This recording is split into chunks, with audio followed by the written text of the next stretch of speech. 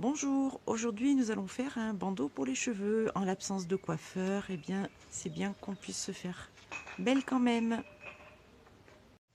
Alors vous allez donc prendre une bande de 25 cm dans la largeur, donc sur 1,40 m. Vous pliez votre bande de tissu en deux, endroit contre endroit, et vous épinglez de manière à ce que vos deux côtés soient bien l'un contre l'autre et que votre couture soit la plus jolie possible. Ça, c'est surtout important si votre tissu a tendance à glisser.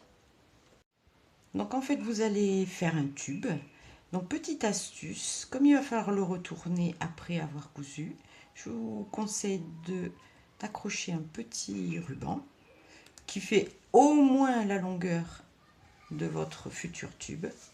Et comme ça, quand vous aurez fini de coudre, vous n'aurez plus qu'à tirer sur le ruban pour retourner votre tube.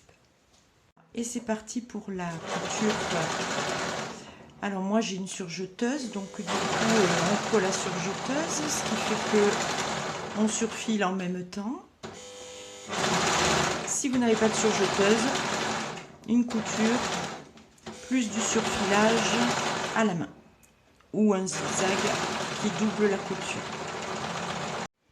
Une fois la couture faite, vous récupérez le ruban et ça vous permet de retourner complètement votre futur bandeau.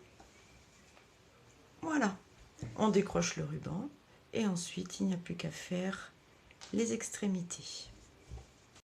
Pour les extrémités, essayez de rentrer votre tissu de manière à ne plus voir évidemment la coupe du tissu et de le faire en maintenant un angle, puisque c'est beaucoup plus joli quand les extrémités du bandeau sont en pointe. Vous épinglez et il ne vous restera plus qu'à faire l'autre extrémité en essayant de faire le même angle sur l'autre extrémité.